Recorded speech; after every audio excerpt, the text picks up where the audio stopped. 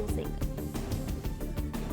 பாஜகவினுடைய தேசிய அமைப்பு பொதுச் செயலாளர் BL சந்தோஷ் முன்னிலையில் இந்த முக்கியமான கூட்டம் நடைபெற்று வருகின்றது. மையக்குழு நிர்வாகிகள் உட்பட பாஜகவினுடைய மாநில மாவட்ட முக்கிய நிர்வாகிகள் பங்கேற்றிருக்கக்கூடிய இந்த ஆலோசனை கூட்டத்திலே மிக முக்கியமான விஷயங்கள் தொடர்பாக ஆலோசிக்கப்பட்டு வருகின்றது. அதன்படி பாஜக அடுத்த சில மாதங்களுக்கு வைத்திருக்கக்கூடிய திட்டங்கள் என்ன என்பது தொடர்பாக நிர்வாகிகள் தற்பொழுது அந்த BL சந்தோஷ் முன்னிலையிலே இந்த தகவல்களை பரிமாறி இருக்கின்றார்கள். அதன்படி பாஜகவினுடைய முன்னாள் மாநில தலைவர் அண்ணாமலை நயினார் நாகேந்திரனுக்கான அடுத்த கட்ட பயண திட்டம் என்ன என்பது தொடர்பாக விளக்கம் அளிக்கின்றார்.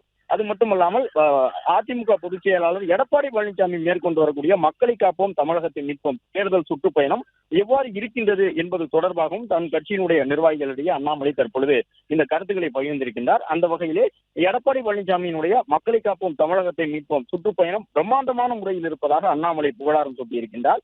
தன் கட்சியின் நிர்வாகிகளிடையே அவர் தற்பொழுது பேசும் பொழுது அவர் மேற்கொண்டு வரக்கூடிய பிரச்சாரம் எதிர்பார்த்ததை விட அதிக கூட்டத்தை கூட்டக்கூடியதாக இருக்கின்றது, பிரம்மாண்டமாக இருக்கின்றது. அந்த தேர்தல் சுற்றுப்பயணத்தினுடைய தொடக்க விழாவிலே பாஜகவின் தலைவர்களுக்கு அவர் அழைப்பு கொடுத்திருந்தார், நாமும் பங்கேற்றிருந்தோம்.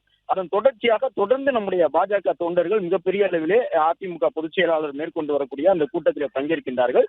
நாம் எதிர்பார்த்ததை விட மிகப்பெரிய கூட்டத்தை அதிமுக பொதுச் செயலாளர் எடப்பாடி பழனிசாமி கூட்டி வருகின்றார். நேற்று வரை 150 தொகுதிகளில் தனது சுற்றுப்பயணத்தை அவர் நிறைவு செய்திருக்கின்றார். ஒவ்வொரு தொகுதியிலுமே பெரிய அளவில் அவருக்கு கூட்டம் கூடுகின்றது. நம்முடைய தொண்டர்களும் மிகப்பெரிய அளவிலே பங்கேற்று ஒரு எழுச்சியை ஊட்டி வருகின்றார்கள். அது மட்டுமல்லாமல் அவர் மேற்கொண்டு வரக்கூடிய அந்த சுற்றுப்பயணத்திலே தனி வாகனம் உள்ளிட்டவற்றை எல்லாம் பயன்படுத்துகின்றார். இது முக்கியமாக நாம் கவனிக்க வேண்டிய ஒன்றாக இருக்கின்றது. அது மட்டுமல்லாமல் நேற்று சென்னையில் நடைபெற்ற கூட்டத்திலே அதிமுக பொதுச் செயலாளர் எடப்பாடி பழனிசாமி பேசிய ஒரு கருத்து மிகுந்த முக்கியத்துவம் பெற்றதாக உள்ளது.